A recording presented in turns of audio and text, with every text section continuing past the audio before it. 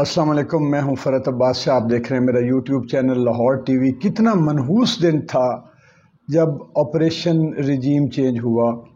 اور ایک حکومت کو، چلتی ہوئی حکومت کو گھر بھیج دیا گیا اور ایک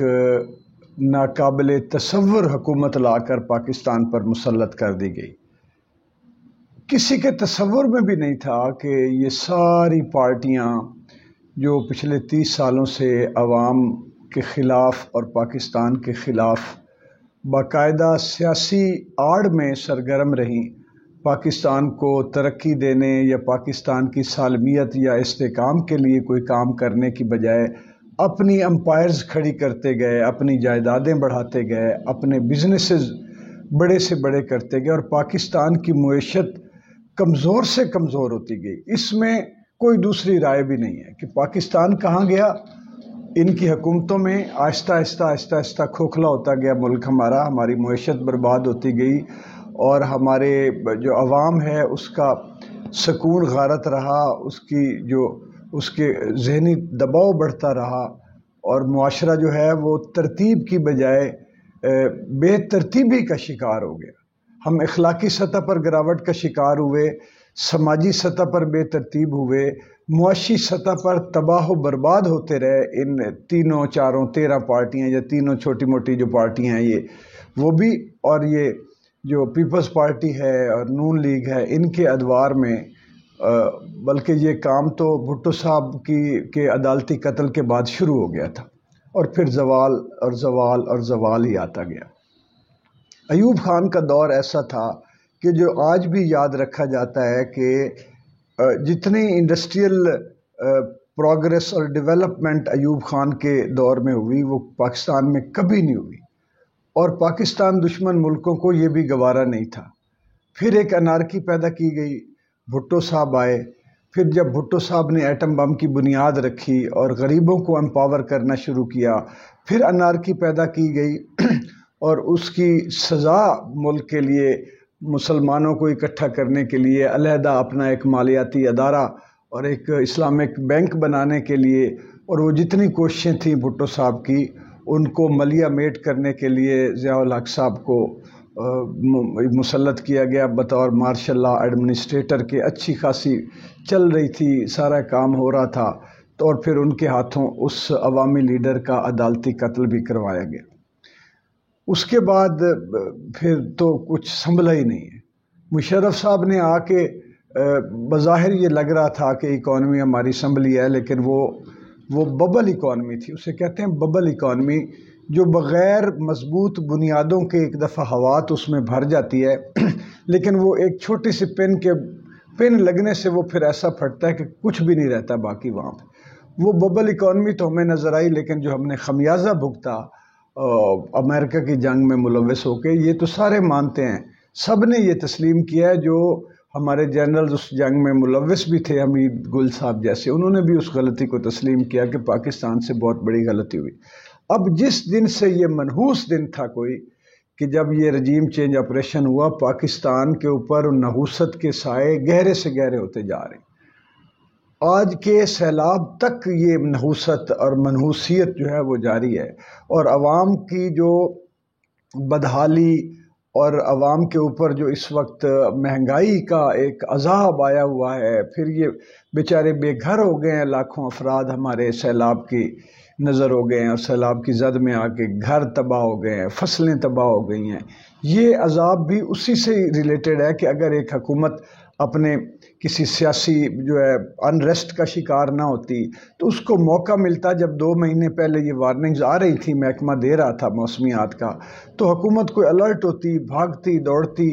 یہاں تو پولیٹیکل سکورنگ کے علاوہ یہ حکومت وہ تو بے بس ہی ہے، اور وہ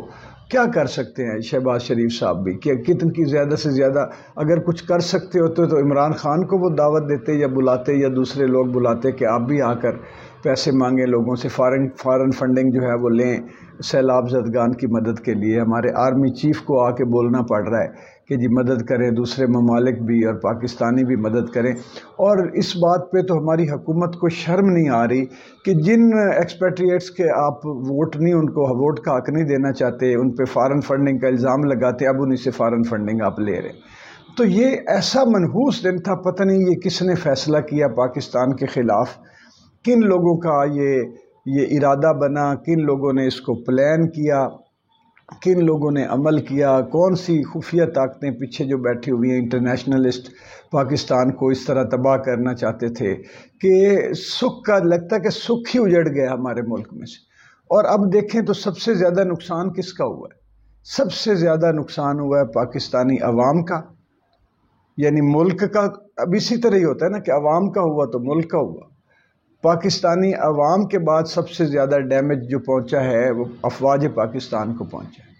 اور اس کے بعد chief of army staff general Bajwa کی جو ریپوٹیشن اور امیج ہے وہ خراب ہوا ہے اور شیٹرڈ ہوا ہے۔ تو نقصان تو پھر ادھر ہی ہو گیا نا ہمارا، ان کا تو کوئی نہیں ہوا۔ یہ جو بیٹھے اس وقت اپنے کیس معاف کرا رہے ہیں، ختم کرا رہے ہیں، اپنی مرضی کی وہ کرتے پھر رہے ہیں، جو آئینی ترامیم ہیں اور پتہ نہیں کیا کچھ، یہ تو ان کے تو مزے ہیں حکومت میں، ان کو کوئی نہیں یہ تو مزے سے سو رہے ہیں، اپنے کام اندر کھاتے پتہ نہیں کیا کچھ کرتے جا رہے ہیں، ان کا نقصان کوئی نہیں ہوا۔ یہ جو 13 پارٹیاں ہیں، یہ جو مولانا فضل الرحمان کا کیا نقصان ہو گیا؟ زرداری صاحب کا تو کوئی نقصان نہیں ہوا، میاں شہباز شریف صاحب کا تو کوئی نقصان نہیں ہوا۔ نقصان تو عوام کا ہو گیا کہ عوام بیچاری روٹی کھانے کو اس وقت جو ہے وہ ان کو عذاب آ گیا، اور یہ جو بل نازل کر دیے ہیں، اب آپ لوگ کیا سمجھتے ہیں کہ یہ اتنی تکلیف دینے کے بعد کبھی سیلاب کی وجہ سے یا کبھی ہر روز نیا ایک پولیٹیکل ڈرامہ رچا لینے پر آپ عوام کی توجہ ان کی بھوک پیاس، بلوں، قسم پرسی، غربت اور افلاس سے ہٹا لیں گے؟ آپ یہ نہیں ہٹنے والی۔ آپ کی طرف سے جتنی بھی اس طرح کی کوششیں کی جا رہی ہیں، وہ اس سے الٹا آپ کی طرف جو ہے آپ سے نفرت عوام کی بڑھتی جا رہی ہے، دوری بڑھتی جا رہی ہے۔ اور نقصان کس کا ہو رہا ہے؟ افواج پاکستان کا امیج کیوں خراب کیا جا رہا ہے؟ اس لیے کہ یہ بھی کہیں ان کے ایجنڈے پہ تھا جو پاکستان دشمن ہے، کیونکہ ان کو سب سے پہلے پاکستان کی افواج کو کمزور کرنا ہے، نقصان پہنچانا ہے، کہ ان کو پتہ ہے کہ جب تک یہ ادارہ مضبوط ہے پاکستان کو وہ نقصان نہیں پہنچا سکتے۔ اور اب اس ادارے کی طرف انہوں نے انڈائریکٹلی رخ کیا ہے، اور ڈائریکٹ رخ جو ہے ان کا فوکس ہماری معیشت پر، اور جو سوشل اور سوسائٹل جو ایک کامنس ہوتی ہے، جو سموتھنس ہوتی ہے، سماجی جو سکون ہوتا ہے، اس کو برباد کر کے، کیوس پیدا کر کے، انارکی پیدا کر کے ملک کو خلفشار اور انتشار کا شکار کیا جا رہا ہے۔ تو یہ حالات اگر کوئی سوچنے والا اس وقت اوپر نہیں بیٹھا تو پھر یہ حالات مزید بگڑیں گے۔ ایک بچہ اگر یا دو بیٹے، 2-3 بچے آپس میں گھر میں لڑ پڑیں تو بڑے جب بیٹھے ہوتے ہیں تو وہ دونوں کے کان کھینچ کے دونوں کو چپ کر کے بٹھا دیتے ہیں۔ وہ اگر ایک کی طرف رخ کر لیں گے، ایک تو خوش ہو جائے گا، دوسرا بپھر جائے گا۔ تو یہ ان کو بھی نہیں سمجھ آ رہی کہ ہم کسی صرف پاکستان کی اکثریت، بھاری اکثریت میں موجود عوام کو کارنر لگا دے، اور یہ جو چند لوگ رہ گئے ہیں جو گاڑیے اور مفاد پرست عناصر جو ہے، ان کو ہم خوش کر لیں۔ یہ اس وقت سب سے بڑی ڈائریکشن جو غلط ہو رہی ہے، جس کی وجہ سے ہر فیصلہ غلط ہو رہا ہے، کہ عمران خان تو ایک علامت بن گیا ہے نا عوام کی۔ وہ جو پیچھے بیٹھے ہوئے ہیں کروڑوں لوگ جو اس وقت بھوک سے مر رہے ہیں، جو بلوں کے ہاتھوں جن کا معاشی قتل ہو رہا ہے، بھائی وہ ہیں اصل نشانے پر۔ ان کو آپ کیسے دیوار کے ساتھ لگائیں گے؟ اتنی بڑی آبادی، اتنی بڑی بھاری اکثریت تاریخ میں کبھی دیوار کے ساتھ نہیں لگائی جا سکی۔ جب تک کم رہے ہیں یا جب تک آپ ان کو چکمہ دیتے رہیں، یا جس طرح ضیاء الحق نے بہرحال اسلام کا دھوکہ دے کے اور نظام اسلامی نظام کا نعرہ لگا کے ایک وہ ڈرامہ رچا لیا، برادریزم پر سیاست کو نقصان پہنچایا، وفاقی سیاست ختم کی، فیڈرل کی جو تھی پیپلز پارٹی کو نقصان پہنچا کے انہوں نے یہ کام کر کے تتر بتر کر کے کام چلا لیا۔ لیکن اس وقت تو اتنے لوگ باشعور ہو چکے ہیں اور اتنے ویل انفارمڈ ہیں، اور اس وقت پیرامیٹرز، ڈائنامکس ہی تبدیل ہو گئی ہیں۔ میں بار بار کھپتا ہوں کہ اب لوگوں کی ڈائنامکس اور جو انفارمیشن کی ڈائنامکس بدل گئی ہیں، حالات بدل گئے ہیں۔ لوگ یہ گلوبلائزیشن جو ہے وہ اس نے چیزوں کو اور طرح کر دیا۔ اب سوائے اس کے کہ آپ کے پاس اور کوئی چارہ ہی نہیں کہ فیس بک بند کرائیں، یوٹیوب بند کرائیں، تو وہ تو نہیں کریں گے بند، کیونکہ ہمارے چینل جتنے بند ہوں گے بزنس ان کو ٹرانسفر ہوگا، اور وہ اپنی کمائیاں کیوں کریں؟ اسی لیے تو انہوں نے سوشل میڈیا بنایا، وہ تو بزنس ہے ان کا۔ وہ بند کر کے آپ کے کہنے پر تو وہ کبھی بھی نہیں کریں گے۔ دوسرا، وہ تو پہلے انہوں نے مصر میں بھی یہی کہا کہ یوٹیوب کی وجہ سے، سوشل میڈیا کی وجہ سے وہاں تحریر اسکوائر پر دنیا اکٹھی ہوئی اور انقلاب کی فضا بنی۔ بحرین میں اسی طرح ہوا، جو عرب سپرنگ تھی وہ ہوا۔ پھر ترکی میں جو ہوا، جو فوج کے خلاف طیب اردگان کا جو ایک ٹویٹ تھا، آپریشن تھا، راتوں رات لوگ نکلے، وہ تو اپنے اس میں اپنے جو سوشل میڈیا ہے اس کی طاقت سمجھ رہے ہیں کہ دیکھیں ہم نے کیسا ٹول بنا دیا کہ نہ پیچھے چند لوگ بیٹھے ہیں اور وہ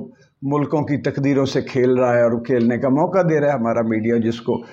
یعنی کہ رجیم چینج بھی ہو رہے ہیں ہمارے سوشل میڈیا کی بنیاد پر، دنیا اکٹھی ہو رہی ہے۔ جس وقت ان کو چاہیے ہوگا وہ بٹن آف کر دیں گے،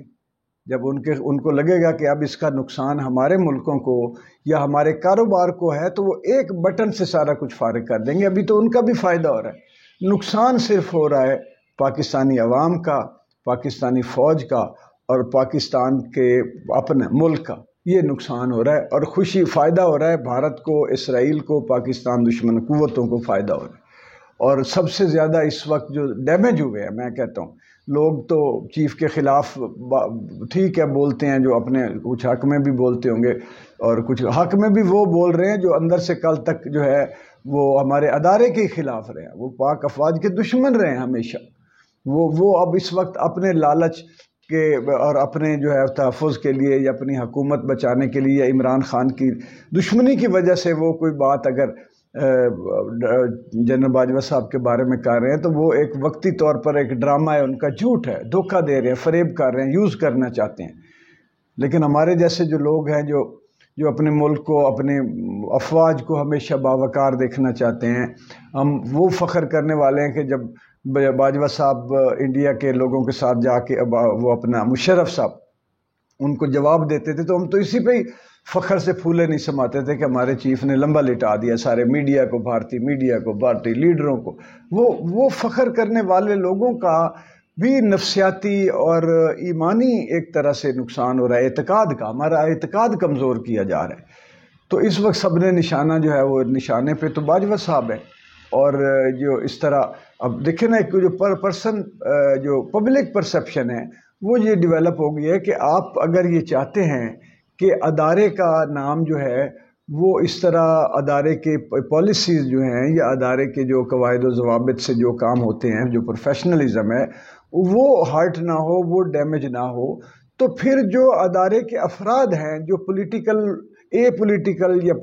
یا نیوٹرل یا اسٹیبلشمنٹ ہیں، یہ پھر ساری ذمہ داری ان کی بنتی ہے کہ وہ اس طرح کے کام ہی نہ کریں کہ جس سے عوام جو ہے وہ اس کو اپنے ادارے کے خلاف مڑ کے دیکھنا پڑے کہ یہ آپ کیوں ایسا کر رہے ہیں۔ تو یہ چیزیں دانائی سے دیکھنے والی ہیں، اور اتنے ابرپٹ فوری فیصلے جو ہے کرنے والے یا ذاتی سطح پہ یا نفسیاتی سطح پر یہ فیصلے نہ کیے جائیں، یہ سر جوڑ کر بیٹھا جائے۔ آپ لوگ بڑے دانا ہیں، بڑے وائز ہیں، بڑے لوگ ہیں، آپ کے اوپر اتنی بڑی ذمہ داری ہے، ایک پورے وطن کی ذمہ داری ہے، ایک دھرتی کی ذمہ داری ہے، 22-24 کروڑ لوگوں کی ذمہ داری ہے، تو اتنے ہی ذمہ دارانہ اور سوجھ اور دانائی کے ساتھ فیصلوں کی ضرورت ہے۔ ورنہ اس وقت میں تو سمجھتا ہوں کہ یہ ہر روز آنے والا جو ہے وہ پاکستان کو کمزور کرتا جا رہا ہے، ہر روز، اور اس کی وجہ ہم خود بن رہے ہیں اور ہمارے فیصلے بن رہے ہیں۔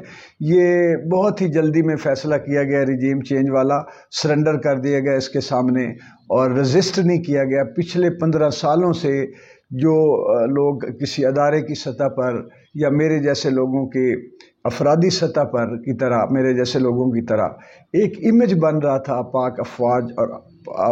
عوام پاکستان کے بہت قریب آئے تھے، شاید تاریخ میں بھی نہیں۔ ایک پھر عمران خان نے جو آ کے اعلان یہ کیا کہ یہ سٹیگما توڑا جائے کہ ہم فوج کے ساتھ ہیں، فوج ہمارے ساتھ ہے۔ آج بھی اس نے یہ سٹیگما توڑا ہے، ورنہ باقی لوگ تو میرے جیسے لوگوں کو بھی یہ تاڑ کے بیٹھے ہوتے ہیں کہ فوج کا نام لے دے تو وہ بندوقیں سیدھی ہماری طرف، گالیوں کا بچھاڑ، اور ہم جو ہے وہ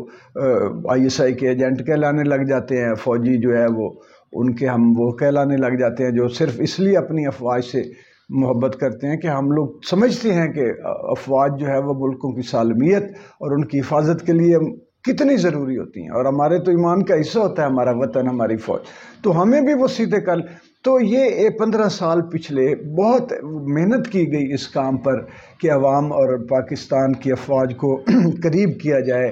ایک دوسرے کے ساتھ کھڑے ہوں، پھر ایک پیج پر آ گئے، پھر وہ پیج کو ایسے درمیان سے پھاڑ کے آدھا ادھر پھینک دیا گیا، آدھا ادھر پھینک دیا گیا۔ تو بہت ساری چیزیں سوچ سمجھ کے دیکھیں نا، عدالت عالیہ ہو یا عدالت عظمیٰ ہو، یہ عدالت اس وقت اپنے آپ کو بڑے باوقار طریقے سے اپنا وقار سلامت رکھنے کی پوری کوشش کر رہے ہیں اور وہ اس میں کامیاب ہیں۔ تو اسی طرح کی کوششیں ہمارے باقی اداروں کی طرف سے بھی ہونی چاہیے کہ وہ ایک تو وہ پتہ چلے کہ وہ عوام ان کے ساتھ ہے اور وہ عوام کے ساتھ ہیں، عوام کے ساتھ قریب کھڑے ہونے والے فیصلے ہونے چاہیے،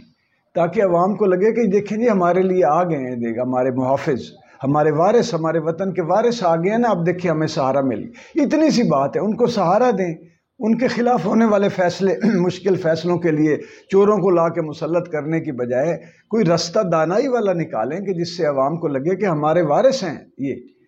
ہماری فوج، ہمارے جنرلز، ہماری اسٹیبلشمنٹ پاکستان اور عوام کی وارث ہے۔ یہ تاثر جائے گا تو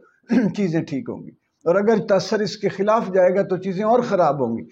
تو پبلک پرسیپشن تو یہ ہے جو میں نے عرض کی ہے۔ تو خدا کے لیے وطن جو ہے وہ صرف یہ نہیں ہے کہ چند لوگ جو آسودہ بیٹھے ہوئے ہیں اور جن کو بلوں کا مسئلہ نہیں ہے، جن کو ٹماٹروں کا مسئلہ نہیں ہے، جن کو دال کا پیٹرول کا مسئلہ نہیں ہے، بس وہی ملک ہیں۔ ملک وہ ہیں جن کو اس وقت مسائل ہیں، اور یہ مسائل جس طرح بڑھتے جا رہے ہیں، عمران خان کے بس میں بھی بات نہیں رہے گی۔ ابھی وہ آپ کا ساتھ دے رہا ہے، اس جم غفیر کو روکے ہوئے کھڑا ہے۔ میں تو اسے کہتا ہوں یہ رد انقلاب ہے۔ اس بات کو سمجھیں کہ عمران خان جو ہے وہ اس وقت آپ کے لیے سہارا بنا ہوا ہے، اس وطن کے لیے وہ ایک آہنی دیوار بن کے اس کی سالمیت اور اس کی بقا اور پرامن رکھنے کے لیے، ملک کو، بچے کھچے ملک کو بچانے کے لیے عمران خان کی کوششوں کو سلام کریں۔ نہیں ہوگا تو یہ بے مہار ہو کے جب نکلے گا کراؤڈ تو پھر کچھ بھی باقی نہیں رہے گا، پھر کوئی بھی آپ سنبھال لیجئے گا کسی سے سنبھلتا ہے تو۔ بہت شکریہ۔ ویڈیو کو لائک شیئر کر لیجئے اور لاہور ٹی وی کو بھی سبسکرائب کر لیں۔ بہت شکریہ۔ سلامت رہیں۔